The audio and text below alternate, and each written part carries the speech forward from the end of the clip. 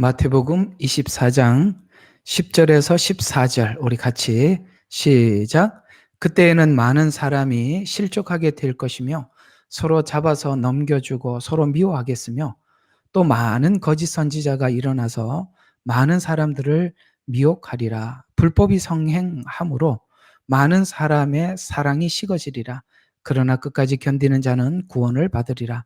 이 왕국 복음이 모든 민족에게 증거되기 위하여 온 세상에 전파되리니 그런 후에야 끝이 오리라. 아멘. 이 내용에 대한 마태복음 24장은 하나님께서 이 예언서에 대한 전체적인 이해를 하지 못하고 24장에 접근해서 풀다 보면 이 24장이 한 덩어리로 되어 있는데, 덩어리 기억해 주세요. 이 말 한 덩어리로 되어 있는데 이걸 조각 내면 내용이 아주 풍지박살이 나는 게 24장입니다.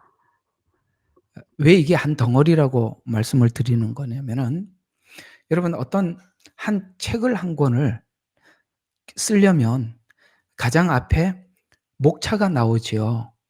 그래서 1주제는 뭐고 소주제는 뭐고 그다음에 대주제는 뭐고 소주제는 뭐고 이렇게 나와 있잖아요. 그러나 그 책 내용은 제목이 이렇게 하나가, 가장 겉표지에는 제목이 있고 한 장을 넘기면 차례가 쭉 나오지요.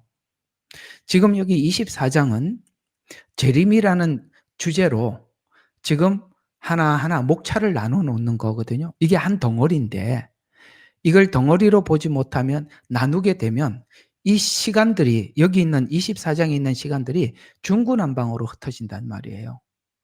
그래서 이걸 쉽게 함부로 풀 수 있는 게 아니에요. 특히 오늘 여기 이제 금방 읽었던 14절을 보시면 이걸 지금 많이들 오해하시는데, 이 왕국복음이라고 분명히 말합니다.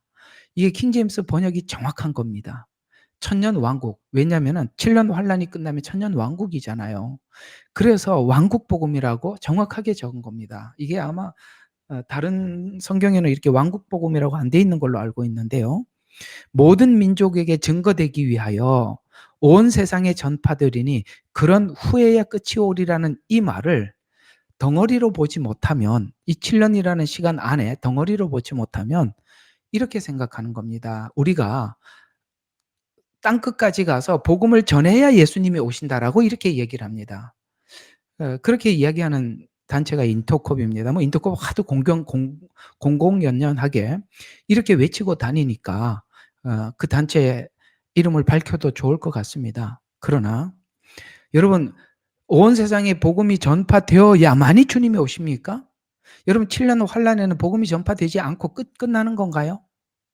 아니라는 거 아시죠? 덩어리로 되어 있단 말이에요. 이 천년 왕국은 이 복음이 땅끝까지 전파된 후에야 오는데, 천년 왕국이 오기 전에 7년 대환란에도 계속 복음은 땅끝까지 전해지고 있는 겁니다. 그러니까 우리가 다 해야만이 예수님이 재림한다 이런 얘기가 아니에요. 여기는 24장은 전체가 7년 환란에 대한 이야기가 들어와 있단 말이에요. 근데 7년 환란이 전부 다 하나님 나라 이 천년 왕국을, 그 다음이 천년 왕국 아니겠어요? 그 왕국 복음이 땅끝까지 전해지는 것이 지금도 있지만 이 7년 환란 속에서 더 강력하게 전해지는 겁니다. 이걸 그런 조건 구절로 보지 말라는 거예요. 땅끝까지 전해야만이 주님이 오신다라고 이야기를 하는데, 이 계시록을 오해하는 것입니다. 그 얘기가 아니에요. 그럼 우리 한번 잠깐 보십시다. 근데 14절에 이렇게 나와 있는데 8절부터 보면 이제 민족이, 7절부터 보면 전쟁에 관한 이야기가 나오죠. 그러니까 민족과 민족이 이렇게 하는 전쟁들. 우리 6.25 동란이라는 말이 민족과 민족의 전쟁이겠죠. 나라와 나라가 대적하고 일어나겠죠. 이제 국가 간의 전쟁이겠죠. 그다음에 역병. 여러분 우리 얼마 전에 했죠. 그게 역병입니다. 이렇게 역병이라고 나와 있어서 잘 몰라요. 우리 원래는 역병이라고 보통 쓰지 않고 전염병이라고 씁니다. 근데 이게 역병이라고 하는 말은 옛날에 많이 썼던 단어라서 우리가 이거 발견하는데 참 어려움을 겪었지요. 역병, 전염병입니다. 지진이 여러 곳에서 있다. 이것이 뭐냐? 이게 인재앙을 이야기하는 거거든요.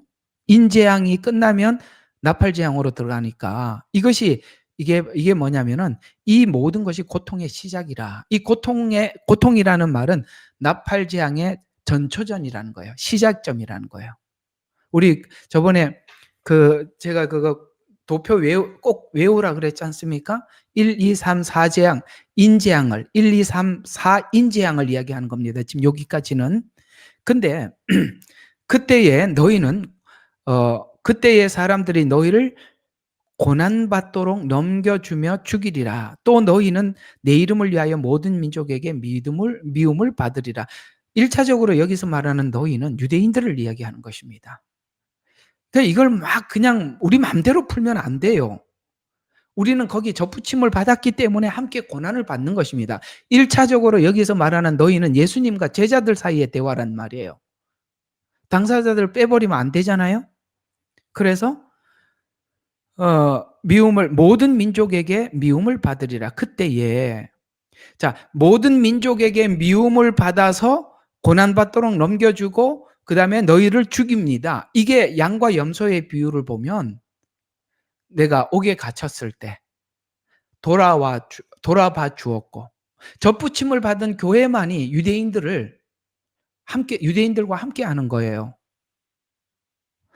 그 얘기입니다. 그래서 모든 민족에게 미움을 받아. 근데 그때에는 많은 사람들이 실족하게 될 것이며 서로 잡아주고 서로 미워하겠습니다. 왜냐하면 너무나도 자기 자신의 신앙도 지키기가 힘들고 너무나도 혼란스러운 시간이다 보니까 정말 이기적으로 바뀌는 거예요. 제가 한번 어디서 내가 글로 읽어본 것 같은데 이런 글이 올라와 있었습니다. 지금 우크라이나하고 러시아하고 전쟁이 있는데요. 전쟁 중에 포로로 잡혀간 사람들에 대한 이야기였습니다. 특별히 우크라이나 여군들이 러시아에 포로로 잡혀간 사람들의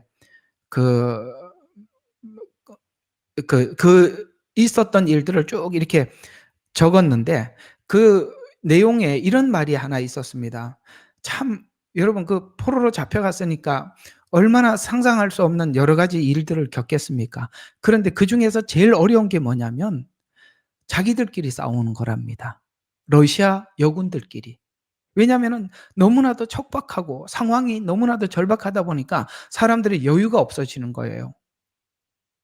그래서 그 여군들 사이에서 일어나는 이런 문제로 인해서 너무나도 고통스러운 시간들을 보내고 있다. 뜻밖이죠. 러시아 사람들에게 당하는 고통보다는 자기들끼리 안에 일어나는 내분으로 인한 갈등이 상당히 고통스럽게 했다라고 제가 누가 글을 적은 걸 봤습니다. 그걸 상상을 해보면 그런 얘기죠. 많은 사람들이 실족하게 될 것이고 서로 잡아주고 넘겨주고 서로 미워하겠으며 이 분위기를 이해가 가시죠? 그런데 이런 틈을 타서 뭐가 나타나느냐면 많은 거짓 선지자가 나타나서 많은 사람들을 미혹하리라. 왜 많은 이런 말 거짓 선지자가 많고 그다음에 미혹을 당하는 사람이 많다는 것은 미혹의 방법이 매우 다양해졌고 교묘해졌다는 뜻이 되는 것입니다.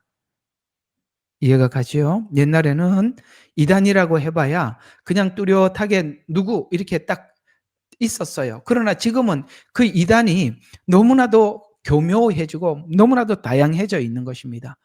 지금 우리가 이단을 연구하고 이단이라고 이렇게 딱지를 붙이고 있는 이단 연구소에서만 지정한 이단만 이단이 아니라 실제 본인이 정상적인 교단 안에 있으면서도 이단 같은 사람 무진장 많습니다. 그렇게 보면 이 미혹이 너무 많은 거예요. 많은 거짓 선지자들이 나타나 있는 겁니다. 그래서 많은 사람을 미혹하리라. 불법이 성행함으로 많은 사람들의 사랑이 그렇습니다. 불법이 많아지면 지금 같은 이런 시대를 한번 보세요. 지금 우리나라에 이게 일어나고 있는 현상을 가만히 생각해 보면 이런 상황에서는 당연히 뭐가 없어지는 거냐면 사랑이 식어지는 거예요. 우리가 사랑을 가지고 계속 접근을 하다가도 이게 나중에 지쳐버리게 되고 그 지쳐버리게 됨으로 인해서 사랑이 점점 이렇게 식어지는 것입니다. 근데 이제 주님이 우리에게 부탁하시죠. 그러나 끝까지 견디는 자는 구원을 받으리라. 오늘 우리에게 주시는 하나님의 말씀. 참 견디기가 어렵습니다. 그냥 막 팔 걷어붙이고 막 저항하고 싶은 마음이 들지만 그러나 계속 사랑을 유지한다는 것은 엄청난 영성이 필요한 거예요. 그걸 우리가 그래서 주님이 우리에게 부탁하시는 거예요. 얘들아, 그렇지만 뭐 하라고요? 끝까지 견디는 자는 구원을 받아 잘 견뎌내라. 이럴 때일수록 더더욱 견뎌내야 한다라는 이런 이야기가 되는 것입니다. 그래서 오늘 여기 있는 내용 안에서 이게 많은 거짓 선지자가 나타난다라는 이 부분을 한번 우리 한국 교회에 대한 이 문제를 좀 한번 여러분들과 함께 다뤄보는 시간을 가져보도록 하겠습니다.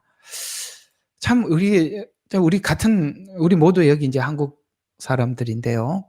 우리가 한국 사람으로서 참 가슴 아프고 너무나도 이렇게 마음의 처절함을 느끼는 것 중에 하나가 뭐냐면은 우리 한국 교회가 너무나도 많은 이단들이 횡행하고 있을 뿐만 아니라 너무나도 많은 사람들이 이 이단에 노출되어 있고 미혹되어 가는 현실에 대해서 우리는 너무나도 가슴 아픈 그런 마음을 우리가 가지고 있어요. 왜 우리 한국 교회가 이런 이단에 취약한가? 이 부분을 우리가 한번 좀 생각해 보고 싶어요.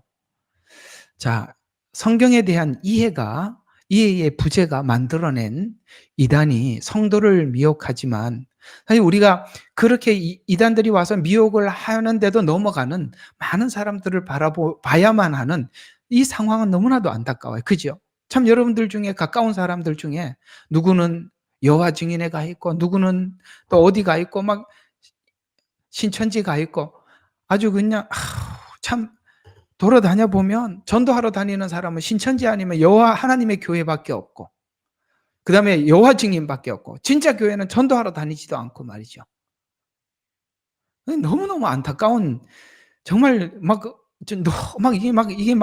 이게 오금이 저릴 정도로 너무 속상한 거예요. 특히 성경을 이해하고 있는 그러니까 성경에 대해서 우리가 이렇게 알고 있는 우리가 볼 때는 이게 너무나도 이단이 사람들을 속이는 이 저급한 수준의 방식으로 사람들에게 접근을 해서 미혹을 하는데 더 나아가서 자신이 메시아라고 주장하는 가장 기본적인 우리가 여기 결코 우리는 이렇게 자기가 메시아라고 얘기하는 순간부터 나는 거짓이 저게 가짜다라고 우리가 전에는 그렇게 굳게 믿고 있었었는데 그런 말을 하고 있는 얘기를 직접 들으면서도 거기 가서 그 매여 있는 사람들을 이런 걸 보면 너무나도 애통하죠. 우리는 사실 최소한 이런 생각은 해왔지 않았었습니까? 저 사람들이 이만희가 어느 날 순간 아니면 안산홍이가 그 다음에 하나님의 교회 장길자예요? 자기가 네, 뭐 하나님의 안상홍이는 어머니, 뭐 장길자는 아버지, 그다음에 장길자는 어머니 이런 말을 하면은 나는 우리 하나님의 교회 갔던 사람들이 한꺼번에 다 뛰쳐나올 줄 알았죠. 안 그랬어요? 우리 생각은 그렇잖아, 그죠? 그 사람들이 그런 얘기를 하면은 다 뛰쳐나올 줄 알았죠. 이만희가 자기가 성령님이라고 얘기하면은 다 뛰쳐나올 줄 알았는데 아무도 안 뛰쳐나오는 거예요. 사실 우리 교회도 얼마 전에 이런 유사한 일을 겪었었어요. 다 이게 거짓말인 거 알면서도 그러면은 사람들이 분별을 할 줄 알았다. 이렇게 말씀을 가르쳐도 사람들이 미혹이 되고 정신을 잃어버리니까 미혹이 되고 혼미해지니까 아무것도 모르더라는 거예요. 그래서 참 무섭다는 걸 느끼는 거예요. 그런 것처럼 우리가 이런 자신이 메시아라고 주장하는 가장 기본적인 거짓말에 속아 넘어갔다는 것으로 우리는 너무나도 애통하고 가슴 아픔을 느끼게 됩니다. 한국 교회에 복음이 전해지면서 취약한 부분들을 강화하지 못해서 이런 문제가 생겼다고 봅니다. 우리가 이런 지금 앞으로 미래에 이런 일들을 계속 답습하지 않으려면 이 과거에 쭉 왔던 역사들을 우리가 다시 한번 점검을 하고 거기에 필요한 부분들을 충분히 보충해 나가지 않으면 이런 일들은 계속 답습할 수밖에 없으니 오늘은 우리가 왜 이런 이 지경에 오게 되었나. 오늘도 여기 함께 하신 우리 목사님들도 우리가 이 문제들을 함께 나누면서 우리가 미래에 우리 양떼들을 이끌어 나갈 때 이 부분들을 충분히 보강해서 준비하지 않으면 정말 안 된다라는 생각을 가지고 우리가 한번 몇 가지 살펴보도록 하겠습니다. 자, 어떤 부분을 좀 강화해야 되는가? 이런 부분들을 우리가 계속 노출이 되어 있었는데 이걸 정돈을 하지 못한 게 있어요. 여러 가지를 좀 보면 첫 번째로 우리 한국 교회가 들어왔을 때 신비주의와 은사주의, 다른 말로 체험 중심적인 신앙에서 말씀 중심의 신앙으로 그걸 채우고 보충하는 시간들을 많이 놓쳐버렸어요. 각자가 다르게 접근을 해서 풀어볼 수도 있지만은 우리 한국 교회가 처음에 들어올 때 말씀 중심으로 들어온 게 아니라 체험 중심으로 들어온 거 사실입니다. 그렇죠? 특히 우리 어머니 세대는 한글을 몰랐어요. 한글을 몰랐기 때문에 목사님이 설교해 주는 것으로 이해를 했습니다. 그래서 글을 모르다 보니까 글을 아는 사람이 많지 않았습니다. 우리 초창기에는. 그러니까 참 이렇게 지식인들이라고 글만 알아도 지식인이라고 생각을 했었어요. 그래서 초창기에는 이렇게 목사님들이 성경을 읽고 성경을 해석해 주는 대로 말해 주는 대로 사람들이 이해를 했습니다. 여러분 청주에 가면 순복음이 처음 시발점이 청주에 가면은 이게 하나님의 사람이라는 분이 계세요. 그게 이제 그분이 천주 순복음의 출발을 한 분이신데 이분이 글을 읽지를 못해요, 잘. 그래서 오늘 새벽 예배에 그렇게 가셔서 오늘 설교를 하면은 설교 내용은 들어요. 그래서 그 설교가 그 말씀이 어디 있냐고 이렇게 목사님께 물어서 오늘 여기 있다 그러면은 여기다가 이렇게 책갈피 이렇게 해가지고 있다가 이 말씀 글을 못 읽으니까 그 말을 들은 대로 이 말씀이 그 말씀이라고 이렇게 이해를 할 정도로 이게 글을 몰랐어요. 그러나 이제 그분은 참 굉장히 하나님께서 은사를 많이 주셔서 그 은사의 역사가 굉장히 강력했었지요. 이런 것처럼 초창기에 우리 한국교회 어머니 세대는 글을 몰랐어요. 그러니까 목사님 설교하는 말에 의존할 수밖에 없었어요. 그러다 보니까 우리가 말씀 중심이기보다는 체험 중심이고 신비주의 중심이었어요. 그러나 이 체험이나 신비주의는 필연적으로 하나님의 말씀을 정돈을 하고 하나님의 말씀을 믿는 쪽으로 말씀을 가지고 체계화시켜야 하는데 이걸 그대로 그냥 끌고 온 거예요. 그러니까 신앙의 중심이 말씀이 아니라 자기가 경험한 체험이 중심이 된 것입니다. 이거를 교육하는 시간을 놓쳐버린 거예요. 그걸 빨리 말씀으로 정돈을 시켜서 하나님의 말씀으로 체계적으로 사람들에게 그 말씀을 중심으로 한 신앙으로 이렇게 바꿔야 하는데 그 시간을 사실 많이 놓쳤습니다. 두 번째로 언제든지 이 복음이 들어오는 과정 안에는 그 복음이 들어오기 전에 어떤 토착 신앙들이 있었어요. 어디를 가면 뭐든지 예를 들어서 무슬림에 들어가려면 무슬림인 토착 신앙이 되는 것이고 우리 한국은 유교나 불교 혹은 샤머니즘 바탕에서 기독교가 들어왔죠. 그러니까 이게 섞였어요. 섞여 있습니다. 그러니까 지난날 유교에서 조상을 섬기듯이 하나님을 섬긴. 그러니까 이 방법은 불교에서 하는 방식 아니면 유교에서 하는 방식, 샤머니즘에서 하는 방식을 그대로 가지고 하나님을 섬겼죠. 자, 이런 것들을 빨리 기독교 색채를 갖도록 하나님에 관해서, 그러니까 이게 말씀을 가르쳐야 되는 시간을 놓쳐버렸다는 거예요. 그래서 이런 시간들을 놓친 것에 대한 부작용, 또 각자가 이제 아까 말씀드린 신비주의라고 하면은 각자가 어떤 하나님께서 체험을, 이걸 히브리서 6장에 보면 은사를 맛보고라고 했잖아요. 그 체험들이에요. 신비주의, 신비함을 경험하는 것입니다. 그러나 그것은 본인이 예수님을 영접하고 구주로 영접하고 예수님을 주인 삼는 거하고는 다른 거거든요. 그건 체험은 그냥 체험으로 끝나는 것이지 체험 자체가 자기 신앙은 아니거든요. 근데 체험을 하다 보니까 체험을 중심으로 자기가 체험을 한 걸 가지고 뭐를 하느냐면은 자기가 체험을 한 거 가지고 성경을 자꾸 분석해 가는 거예요. 아니요. 자기 체험은 성경을 이해하도록, 성경을 믿도록 하기 위한 하나의 하나님의 수단에 불과한 것이지 그 체험을 가지고 성경을 투과해서는 안 된단 말이에요. 체험이라는 안경을 끼고 성경을 보면 안 된다는 거예요. 체험이라는 안경을 벗고 성경을 보셔야 되는데 체험을 바탕으로 했습니다. 이런 부분들을 사실 교회 지도자들이, 목회자들이 빨리 정돈을 하고 잡아줘야 되는데 이런 시간들을 많이 놓친 것 같아요. 또 하나는 준비되지 못한 교회 지도자가 미성숙한 상태에서 지도를 했기 때문에 그런 건 맞습니다. 저는 30대 초반부터 신학교 강의를 다녔어요. 그래서 그때도 그 제자들은 지금 이제 워낙 시간이 많이 흘러서 어디서 뭘 하는지는 저는 잘 모르겠습니다. 그때도 제자들이 있었고 중국에도 제 제자들이 있는데 저는 이렇게 제자들 양성하는 일에 참 오랫동안 시간을 보내왔습니다. 여기 와서는 이제 한인 목회를 하고 있지만, 그러나 이렇게 보면 하나님 앞에 소명을 받고 교회에 오신, 그러니까 신학교 오신 분들 중에 이분은 정말 아니다라는 분들이 꽤 많았었어요. 그렇게 오면 안 되는 거거든요.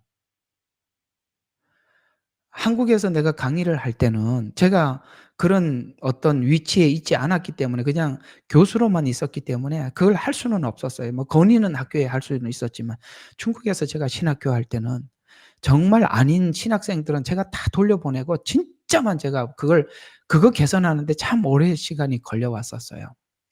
여러분, 이 교회 지도자가 된다는 것은 정말 하나님 앞에 충성할 수 있어야 됩니다. 하나님께 충성할 수 있어야 됩니다. 그 하나님께 충성한다는 게 뭐냐면 자기에게 맡겨준 양떼들을 주님 오시는 그날 하나님 앞에 세워드리는 것입니다. 이게 가장 중요한 거예요.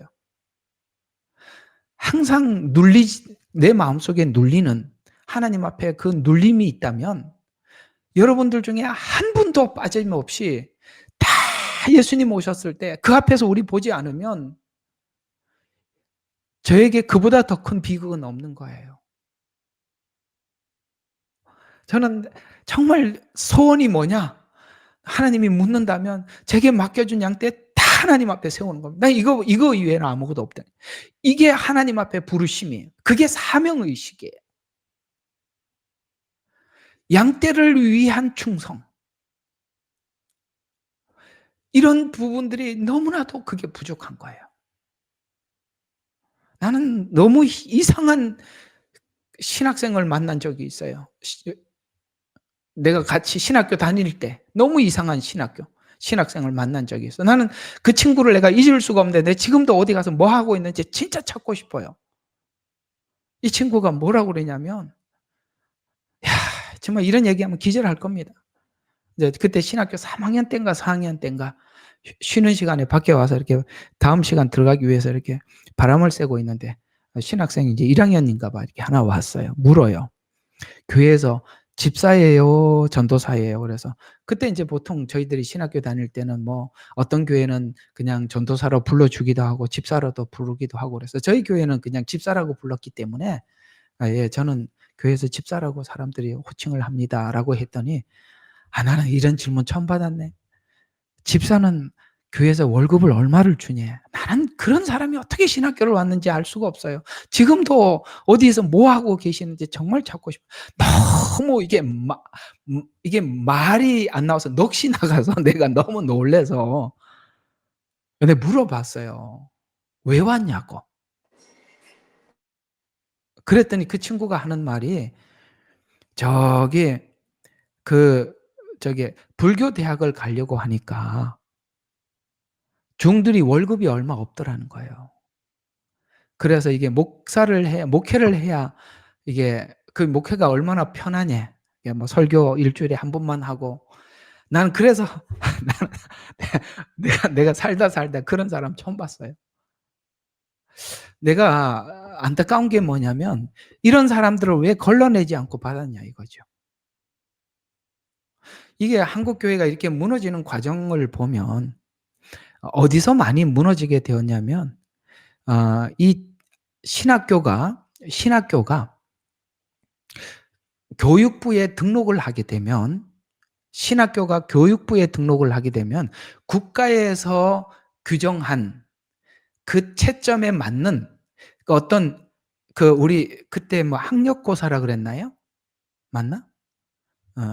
그걸 이제 그 성적에 따라서 해야 되거든요. 소명의식이 있고 사명의식이 있어서 오신 분들이 그 실력이 딸리면 입학을 할 수가 없어요. 그것도 받는 사람이 한정이 돼 있단 말이에요. 교육부에서 감사가 나와요. 그러니까 진짜 사명자들은 놓칠 수밖에 없고 그저 공부 잘하는 학생만 받는 거죠. 여러분 신학교는 그렇게 받아 갖고 그렇게 와서는 안 되는 곳입니다. 맞죠?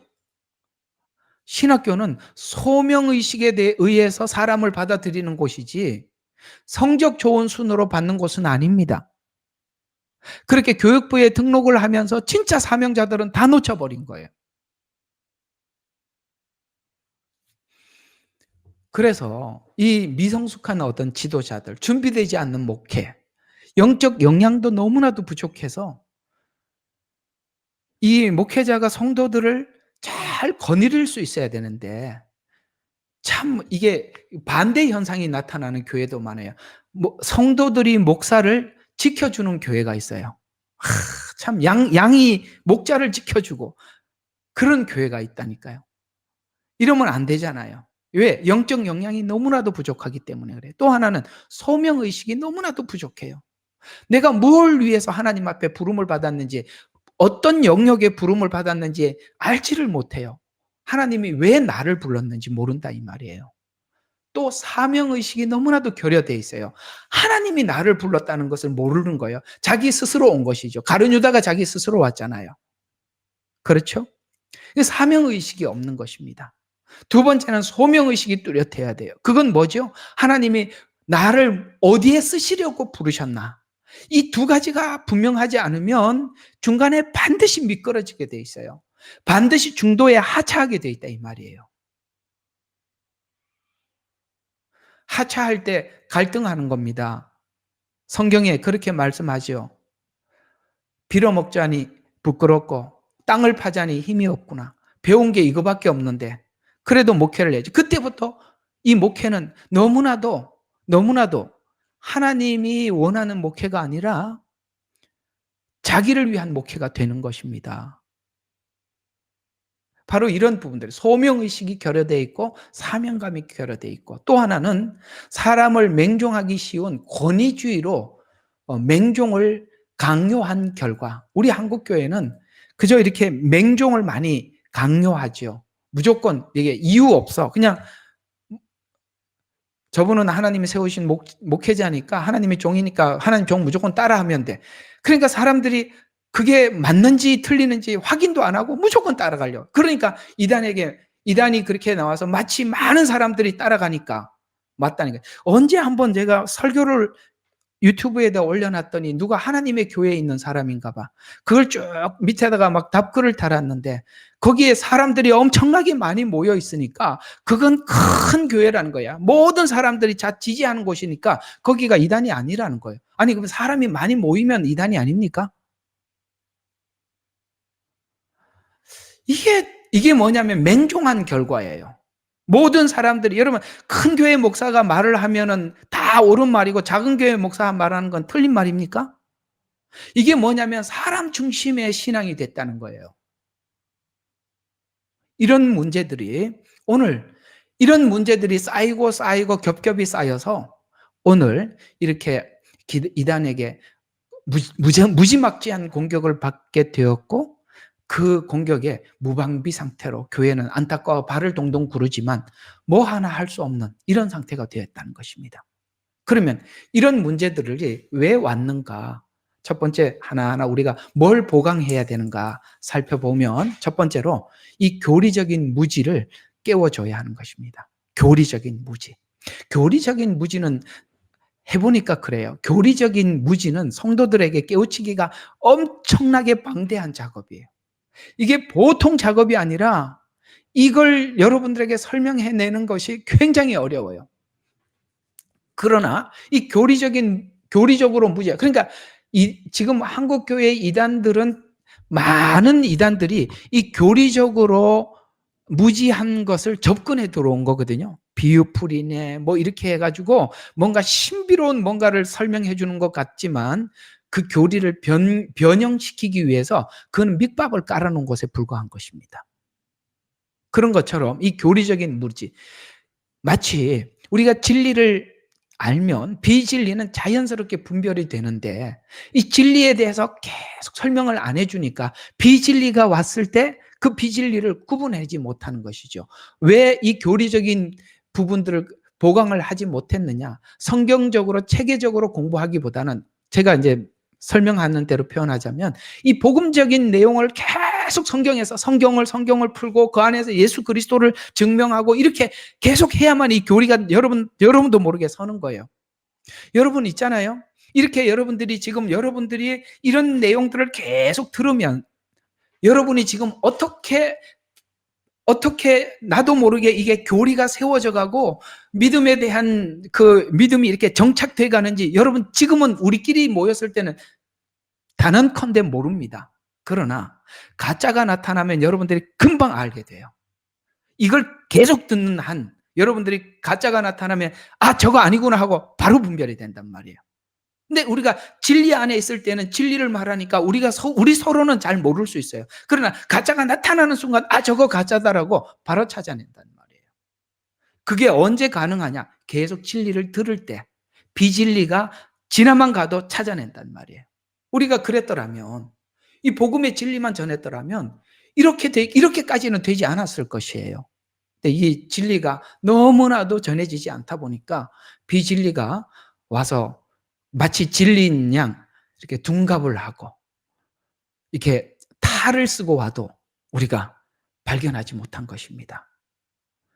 그래서 이 체계적인 성경 공부를 하려면 엄청난 에너지가 소요돼야 돼요. 진짜입니다. 이렇게 설교하는 건 굉장히 어려운 거예요. 근데 사람들에게 순간적으로 반응을 얻어내는 설교는 이런 체계적인 성경 공부는 정말 지겨워요. 싫은 사람은 안 듣고 싶어요. 도리어 감정적인 설교에 집중하는 것입니다. 왜요? 그 순간 사람들을 감동해서 그냥 자기들이 원하는 어떤 일을 하기 위해서 사람들에게 감동만 주려고 했지 진짜 여러분들 사랑하는 목회자는 이런 하나님의 이 교리적인 부분들을 체계를 세우는데 사람들이 싫더라도 모든 것을 올인하고 인내하면서 그 일을 하는 것입니다. 이게 귀한 줄 알아야 돼요. 그 다음 우리는 너무나도 사람들에게 성경을 관찰을 하고 성경에 보면 이런 말씀이죠. 베레아 사람들은 데살로니가 사람들보다 신사적이어서 하나님의 말씀을 듣고 그런가 하여 말씀을 상고하여 가니라 이렇게 말씀하셨어요. 이게 무슨 말이냐면 여러분들이 제가 이렇게 설교를 하고 나면 이 설교를 듣고 다시 여러분 스스로가 자꾸 되돌아보면서 여러분 정리를 해야 된다는 말이에요. 사람에게 집중하지 않고 여러분들이 스스로 성경을 확인하고 확증해서 믿음을 갖도록 여러분에게 그런 일들이 계속 반복해서 일어나야 돼요. 근데 사람들에게 자꾸 감정적인 설교를 하고 감동적인 설교만 하니까 사람들이 성경이 무슨 내용인지 관찰하려고 하지 않는다 이 말이에요.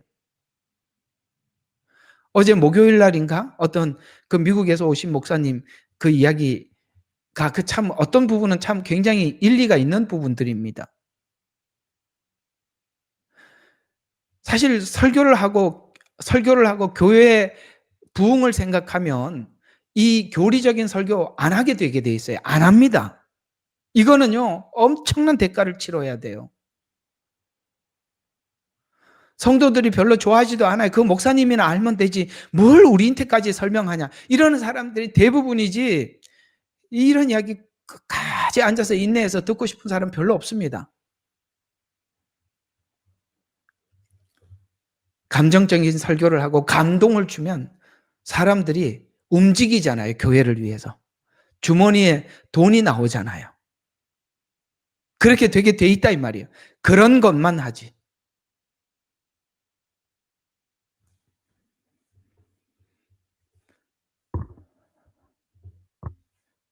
자, 그다음 세 번째로, 대중이 모인 곳에 자신도 소속되어 있음으로 인해서 안정감을 누리려는 성도들에게 심리적인 압박이 있어요. 여러분, 이게 무슨 뜻이냐면 많은 대중이 있는 곳에는 그 많은 대중이 인정을 하는 것이고, 그 많은 대중이 인정한다는 것은 그러니까 그곳이 옳은 것이, 말이 잘 안 돼. 옳은 곳이다라는 이 압박감이 있어요. 무슨 이야기인지 이해가 가요? 예. 많은 사람들이 모여 있는 곳은 그 많은 대중이 바보냐? 그 사람들도 생각하고 옳다고 생각하기 때문에 여기 많이 모였지 라고 생각하는 그런 압박감. 사람들이 소수 모여 있는 곳은 그곳이 틀렸기 때문에 사람이 모이지 않는 것이고, 많이 모여 있는 곳은 많은 사람들이 인정을 하기 때문에 모였다라고 생각하는, 그래서 많은 사람들이 모여 있는 곳에 들어가 있다면 나는 거기에 소속하는 한 거기에 안정감을 누린단 말이죠. 왜 그렇게 대형 교회를 다니려고 그래요? 사람들이 자꾸 그런 이야기해요. 나는 아무개 교회를 다니고 그 교회는 유명한 아무개 목사인데 그 교회에 내가 집사라는 거야. 장로가 되면 눈에 뵈는 게 하나도 없어요. 그런 교회. 이런 게 우리에게 깔려 있다는 거예요. 그래서 이단은 그런 것을 역이용하는 겁니다. 사람들을 끌어모아서, 아까 그 하나님 교회 얘기했던 어떤 사람 이야기 하듯이, 왜 하나님의 교회가 문제 있냐? 그 사람은 그렇게 대변을 아까 했다 그러잖아요. 그렇게 많은 사람들이 모여 있다. 그런데 그게 어떻게 이단이냐? 이렇게 사람들이 쉽게 생각할 수 있는 것입니다. 이단은 그렇게 많이 모아서 사람들을 소속감을 통해서 안정감을 누리려고 하는 그런 사람들의 심리를 잘 이용하는 것입니다. 그래서 자신들은 하나님께서 특별히 선택한, 그리고 부른 특이한 집단이라는 소속감으로 사람들을 속이는 것입니다. 소속감. 또 체험과 감정에 의존하라는 경향.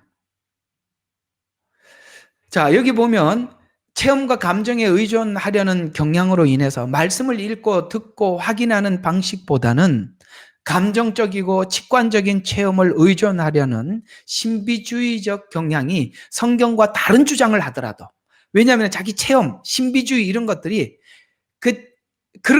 그것이 기본에 이렇게 깔려 있으면 다른 주장을 하더라도 무조건 받아들이려는 경향이 우리를 나도 모르게 이단으로 몰고 간다는 거예요.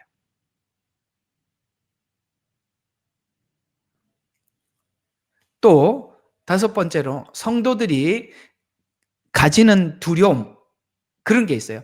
성도가 되면 말씀을 통해서 확인을 반드시 해야 되는, 확신을 가져야 되는 몇 가지 영역이 있어요. 그게 뭐냐면, 예를 들어서 구원에 대한, 내가 구원에 대한 하나님에 대해서 확고한 이해를 하지 못했을 때, 거기에 대한 믿음이 분명하지 못하면 구원에 대한 두려움이 누구에게나 있단 말이죠.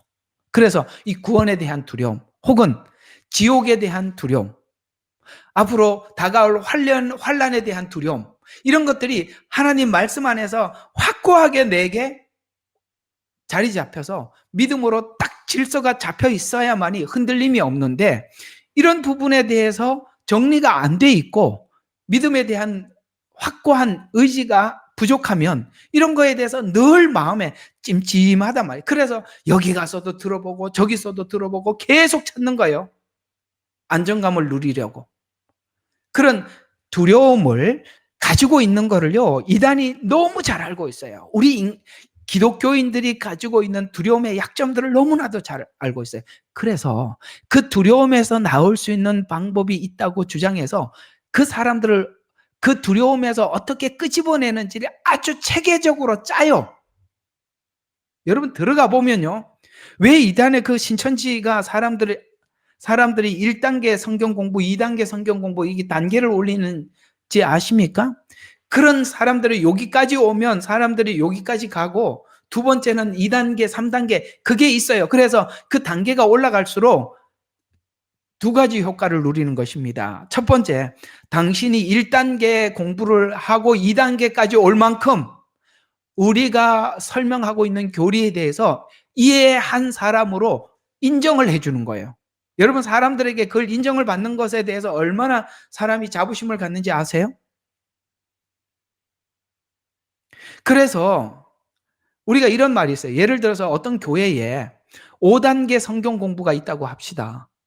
그래서 그 5단계를 누구나 다 시키는 게 아니라 1단계 합격을 하고 그다음에 그렇게 1단계의 삶을 사는 사람들에게 2단계 공부를 했다면 어떤 사람이 5단계 교육을 다 마친 분이 있다고 가정합시다. 그러면 같은 교회를 다니면서 사람들이 자기가 자기를 소개할 때 뭐라고 소개하겠어요? 저는요, 이 교회에서 5단계 성경 공부까지 마친 사람입니다. 얼마나 자부심을 갖겠어요? 이런 걸 노리는 거예요. 이단들이 사람들이 가지고 있는 두려움, 자부심, 소속감 이런 심리적인 것들을 노려서 아주 매우 구체적이고 체계화시켜서 나중에는요 배운 게 아까워서라도 못 나온다니까요. 손 좀 들어봐. 내 말이 이해가 되면 배운 게 아까워서 못 나온다고요.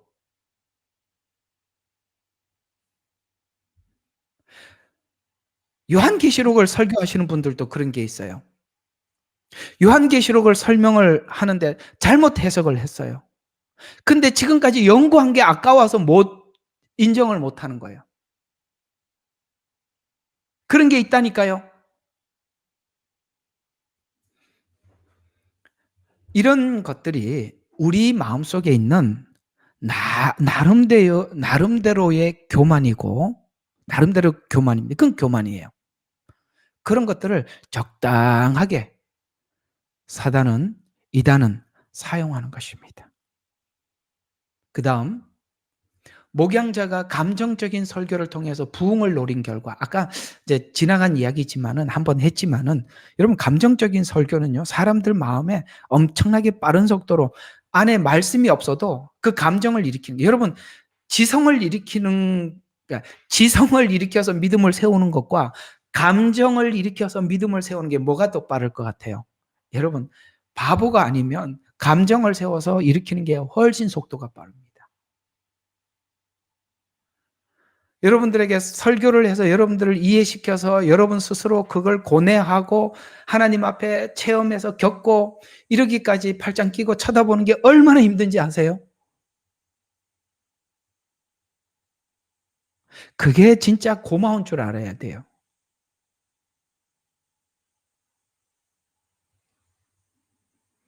우리나라의 정말 큰 교회, 내가 제일 싫어하는 목사님 설교하는 거 보면 구역질이 나요. 진짜 진짜 정말 올라가서 뺨이라도 한 대 때려주고 싶어요. 이 인간아, 네가 이거는 너무너무 무슨 연극 배우도 아니고 말이죠. 시 낭송하는 사람도 아니고. 그걸 듣고 앉아서 나는 정말 이해가 안 가요. 진짜 이해가 안 갑니다. 거기 앉아서 듣는 사람도 이상하고 그렇게 하는 쇼를 하는 코미디하는 그 양반도 정말 가짜인데 어떻게 저런 교회를 저렇게 크게 세우고 저렇게 많이 모여서 거기서 멍하게 그냥 넋이 나간 채로 듣고 앉아 있는 거 보면은 와, 이건 그게 참 분해요. 이게 그런 것들이 너무 속상하고 그렇습니다.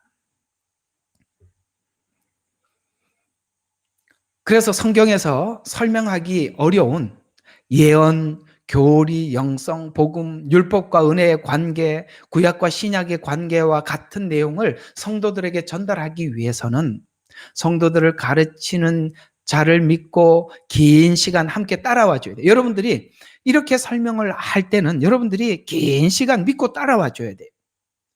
그리고 또 성도들이 스스로 노력하지 않는 열매만 기대하고 이해가 가요? 여러분들도 노력을 해야 되는 거예요. 그러니까 둘이 같이 이게 서로 간에 이 진실한 마음을, 교감을 알 수 있어야 돼요. 왜 이렇게 강조하나? 왜 이렇게 열심히 저렇게 애를 쓰나? 그걸 여러분들도 이 마음도 알아주셔야 되고, 여러분들이 그걸 자꾸 여러분 것으로 만들기 위해서 여러분 스스로도 노력을 해야 돼요. 이 두 가지가 맞부딪혀야 되는 거예요. 왜? 오늘 여기 읽어보셨죠? 많은 선지자가 일어나서 많은 사람을 미혹한답니다. 방법이 너무나도 교묘하고 다양해진다는 것이죠.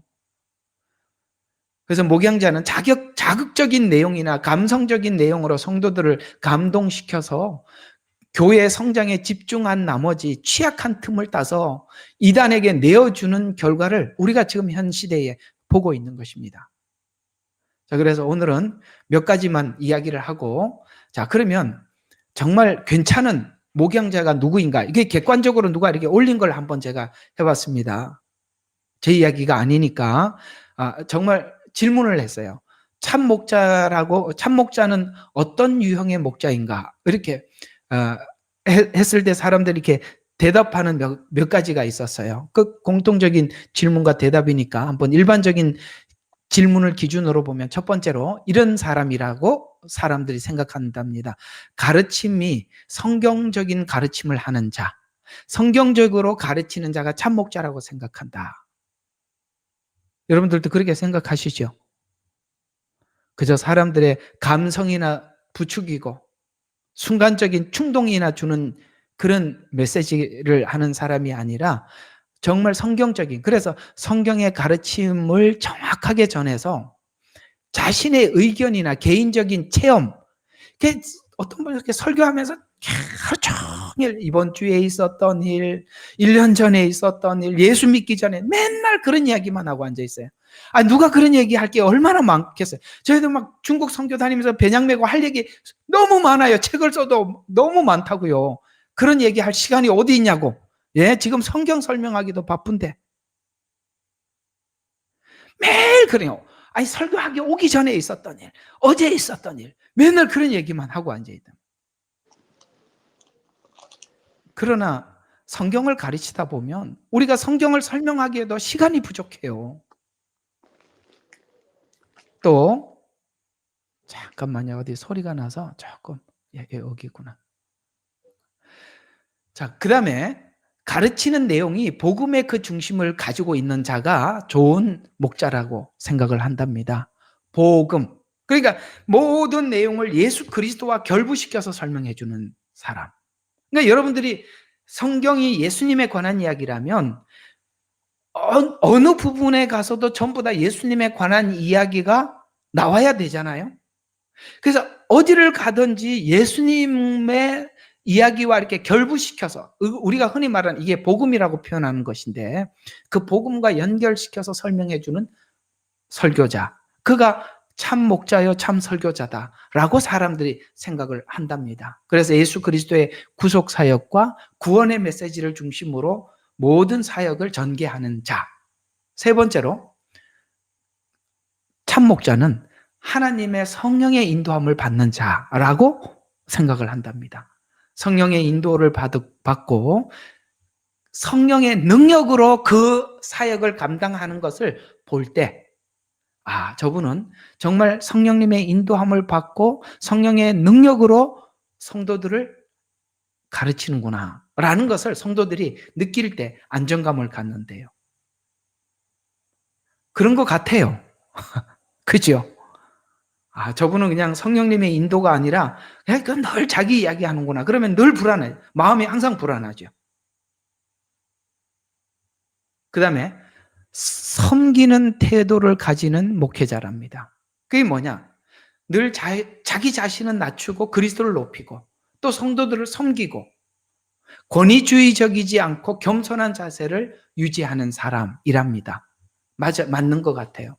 하나님께서 제게 목회자로 부르셨을 때 섬기는 목회라고 말씀해 주셨어요. 섬기라는 거예요. 말씀으로 섬기고, 성도들은 강대상에서는 담대하게 주님의 말씀을 외치지만 내려와서는 성도들을 섬기라. 저는 처음에 부름을 받을 때 이렇게 하나님 앞에 부름을 받았었거든요. 섬기는 목회. 권위주의자. 그러니까 어떤 사람은, 여러분, 이 카리스마 좋아하지 마세요. 그 카리스마 잘못 이야기하면 칼 맞습니다. 그거.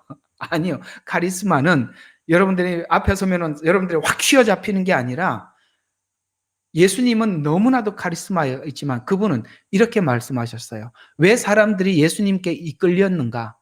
나는 섬기려고 하고 많은 사람들을 위해서 내 생명을 대속물로 주러 오신 것을 믿고 사도들은 자기 생명을 내놓고 주님을 따라갔습니다. 그게 카리스마입니다.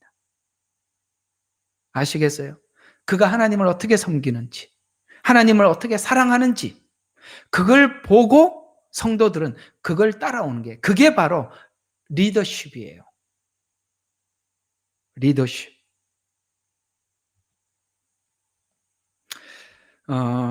이게 이제 성경에 보면 여러 가지 리더십에 관한 말씀들이 있어요. 예를 들어서 리더십이라고 하면 다윗의 리더십, 사울의 리더십, 이것도 사울도 하나의 리더십에 연구할 가치가 있는 것입니다. 잘못된 리더십이지요. 자기를 위해서 모든 것을 동원하는, 자기만을 위해서 동원하는 리더십이죠. 다윗의 리더십이 있는데, 제가 그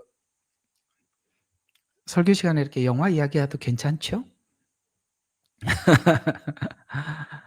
제가 그 리더십에 관한 영화를 본 것 중에서 정말 감동받았던 영화가 뭐냐면, 나는 그 영화를 보고 굉장히 감동을 받았고, 제가 거기 있는 리더십을 보면서 정말 제가 중국에서 사역하면서 저분하고 너무 똑같다 이런 생각이 들었던 게 뭐냐면, 혹시 여러분들, 이게 오래된 영화예요.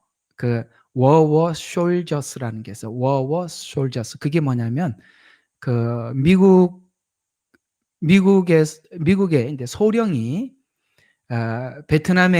베트남전에 가서 자기 부하들을 데리고 거기 가서 전쟁하고 돌아왔을 때 그 소령의 리더십을 소개로 한 영화입니다. 그 주제를 알고 보셔야 돼요. 영화를 그냥 아무 생각 없이 보면은 총 쏘더라, 사람이 죽더라, 이런 것밖에 못 보지만 주제를 보여야 돼요. 그게 리더십에 대한 영화입니다. 그 리더십의 중요한 장면이 나옵니다. 나는 여러분들을, 그러니까 이제 그 부대원들을, 병사들을 데리고 베트남에 가면서 이런 이야기를 합니다. 저는 가장 먼저 앞장서서 갈 것이고, 그리고 돌아올 때는 가장 마지막에 돌아올 것입니다. 이게요, 굉장히 중요한 리더십이거든요. 뭘 할 때 자기가 가장 앞장서겠다는 겁니다. 전쟁 중에서는.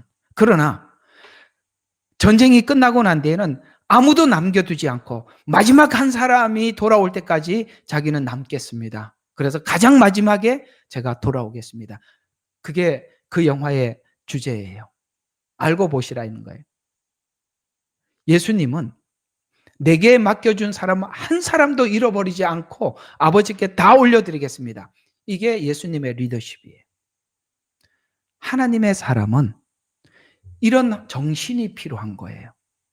하나님, 바울이 그 말을 했죠? 하나님, 내 이름을 지우시더라도 내 백성들이, 이스라엘 백성들이 하나님 앞에 버림받지 않기를 원합니다. 또 모세가 그랬죠. 이게 진짜 리더십이라는 거예요. 목사는 하나님, 여기 있는 영혼 중에 한 사람이라도 지옥 갈 것 같으면 저를 보내주세요. 그분은 하나님 앞에 구원받게 해주세요. 이런 하나님 앞에 진정성 있는 마음을 가지면 하나님은 모세를 통해서 모세오경을 기록하게 했고, 바울을 통해서 신약 대부분을 기록했습니다. 무슨 뜻입니까? 하나님 앞에 이 마음을 가진 자에게 하나님의 말씀을 열어주시겠다는 거예요. 이런 마음을 가지지 않으면 성경이 안 열려요. 하나님의 영혼들을 이토록 자기 모든 걸 걸고 영혼들을 위해서 자기 삶을 희생할 때 하나님께서는 말씀을 열어주시는 거예요. 모세오경이 그냥 기록된 게 아니라 모세가 그런 마음을 가진 사람이었다는 거예요.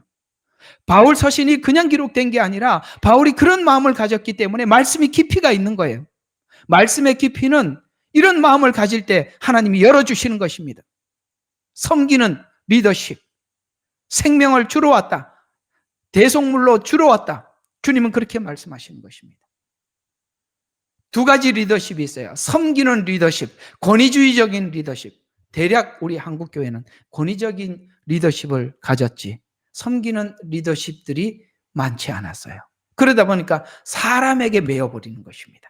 이것이 나중에 뭡니까? 이단이 그 상상할 수 없는 그 높은 자리에 올라가서, 여러분 그 어디예요? 그 대학생들만 해가지고 그 아주 지저분한 놈 정명석이 그 봤지요? 얼마나 더러운 놈입니까? 그런데 거기 가서 사람들이 어떻게 할 줄 모르고 그냥 다 뺏겨버리는 거예요. 왜요? 우리는 너무나도 잘못 배워온 거예요. 누군가가 권위적이고 강압적이고 높은 자리에 있으면 사람들이 그 앞에 가서, 여러분 그 짐승들 세계 봤지요? 어떤 아주 사자가 앞에 오면은 사슴들이 뛰어가지를 못해. 힘이 빠져가지고 잡아 드세요, 저 먹으세요 이러고 힘이 빠져갖고 이렇게 가만히 있어요. 내가 보니까 이 어떤 사자가 앞에 오니까 이 사슴이 죽은 줄 알고 그냥 가만히 한 발짝도 못 움직이고 저 드세요 하고 가만히 있던데요. 이해가 갑니까? 사람들의 그 권위적인, 자기를 높여놓고 사람들이 그 아래 굴복하게 만드는 이 권위주의적인 이 자세, 이것이 이단이라는 그 거짓된 거짓 선지자 앞에서 사람들이 힘을 잃어버리는 거예요. 그렇게 배워왔거든요. 그 다음에 기도와 경건한 생활, 삶이 아무리 말씀 뭐 청산유수까지 전해도 삶이 지저분하면 노예예요. 오늘은 여러분들과 함께 우리가 닥치고 있는 이 현실 앞에서 이 교회가 무너지고 이 거짓 선지자들로 인해서 이렇게 피폐해진 한국교회가 도대체 왜 이렇게 왔는가, 한번 그저 우리가 지난 날들을 유추하면서 상상해보면서 우리 한국교회가 걸어왔던 문제점들을 우리가 한번 살펴보았습니다. 여기 우리 함께 하시는 목사님들도 계시고 우리 성도님들도 계시는데, 우리는 앞으로 미래를 잘 설정을 하려면 과거에 있었던 문제점들을 정확하게 지적을 하고 지적을 받아야 해요. 그리고 교정을 해야 됩니다. 그렇지 않으면 그 실패한 일들을 우리가 그대로 답습해 갈 수가 있기 때문에 그렇습니다. 여러분, 하나님께서는 마지막 때 쓰시는 하나님의 사람들이나 하나님의 종들은 지금 쉽게 내놓지 않습니다. 여러분들이 이름도 없고 빛도 없이 하나님이 두셨다가 준비를 잘 시켰다가 언젠가 하나님이 꺼내놓는 날이 있는 거예요. 그때까지 하나님 왜 안 꺼내놓으세요? 저 여기 있잖아요. 옛날에 하나님 앞에 제가 한번 그렇게 이야기한 적이 있어요. 중국에서 추방돼서 나왔는데 누가 불러주지도 않고 설교를 하루 종일 했던 내가 세상에 설교를요 한 달이 두 달이 돼도요 누가 한번 시켜주지도 않고, 이게 너무 이게 생활이 확 바뀌고 나니까 이게 내가 내 스스로 이게 적응이 안 되더라고요. 여러분, 하루 종일 설교하고 그렇게 뛰어다니던 사람이 아무도 누가 와서 선교사로 있을 때는 그렇게 부르더니 추방돼서 나오니까 아무도 안 부르더라고요. 나는 많이 불러서 중국 상황도 들어보고 선교에 대해서 많이 좀 알고 싶고 막 나 바쁠 줄 알았는데 아무도 안 불러요. 1년 반을.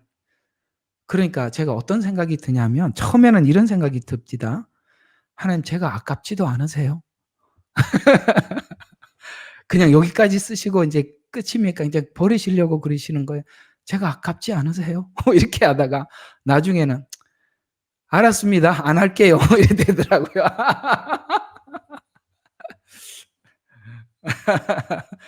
아유, 정말 그렇게까지 가더라고요. 근데 그 시간에 하나님이 그렇게 낮추어서 예수님이 그야말로 음부에까지 내려갔던 마음을 주시니까 그 음부에 내려간 사람들의 마음을 설명할 수가 있고 설교할 수 있더라고요. 여러분에게 하나님의 말씀을 깊이 열어주시려고 그 고난의 어두운 시간을 하나님이 허락하신 겁니다. 그때 하나님 앞에 여러분이 잘 준비되셔서 하나님이 자, 아무개야 좀 시작 좀 하자 그럴 때 여러분 나가셔서 하나님 앞에 마음껏 쓰임 받기를 축원합니다. 기도하겠습니다. 하나님, 우리 한국교회를 생각해 보면 너무나도 안타깝습니다. 너무나도 저질스럽고 저급한 방법으로 사람들을 미혹을 하는데 우리는 그들이 어떤 결정적인 순간에 다 뛰쳐나오고 와야 될 줄 알았는데 어떻게 저렇게 앉아서 자기들이 믿는 믿음이 틀림없고 분명하다고 도리어 역전도를 하고 있는지 그것이 우리에게 너무나도 충격적입니다. 그것이 왜 그런가 하고 돌아봤더니 지난날 우리가 과거에 너무나도 기복신앙에 묻혀 있었고 또 부흥에 매달려 있어서 하나님의 말씀을 체계적으로 긴 인내를 가지고 가르치지 못했던 그저 사람들에게 감정만 부추겼던 그 열매를 우리가 지금 보고 있습니다. 지금 그것을 수습하려면 다시 말씀으로 돌아가야 할 터인데 하나님, 교회가 이 사실을 분석해서 깨닫고 다시 한번 말씀으로 돌아가는 노력들을 할 수 있도록 하나님 도와주시옵소서. 오늘도 이렇게 함께 모여서 말씀을 듣는 사랑하는 지체들 기억하여 주셔서 나고자 없게 하시고 저들이 다 말씀 안에서 부요해져서 거짓 선지자들이 세상에 왕왕하고 횡횡할 때 저들이 분별할 수 있게 해주시고 아버지의 거짓 진리를 단호하게 거부할 줄 아는 하나님 분별력을 허락하여 주실 줄 믿습니다. 감사드리옵고 예수님 이름으로 기도드렸습니다. 아멘. 예레미야의 눈물은 시대에 맞는 말씀 선포와 변질되지 않은 순수 복음을 외치고 있습니다. 함께 연결되어 하나님께 예배드리며 이 마지막 때에 하나님께 쓰임받길 원하시는 분은 카카오 채널로 연락 주시면 연락드리도록 하겠습니다. 고정 댓글에 채널 경고와 착제에 대비한 예비 채널과 제2채널 링크를 올렸습니다. 이 채널 또한 구독 부탁드리겠습니다. 감사합니다. 우리는 역사상 가장 중요한 시점을 지나고 있습니다. 하나님께서는 하나님의 일을 하시기 전에 사람을 준비시키셨음을 우리가 알고 있습니다. 하나님 말씀은 마지막 때에 대추수, 대부흥의 때가 있다고 분명히 예언하고 있습니다. 아멘. 하나님의 말씀이 그대로 성취될 것을 믿습니다. 예레미야 눈물은 잠자는 교회와 영혼을 깨우기 위해 노력하고 있습니다. 이 가슴 뛰는 일에 함께 하길 원하시는 분은 카카오 채널로 연락 주시기 바랍니다. 당신은 위대한 하나님의 사람입니다.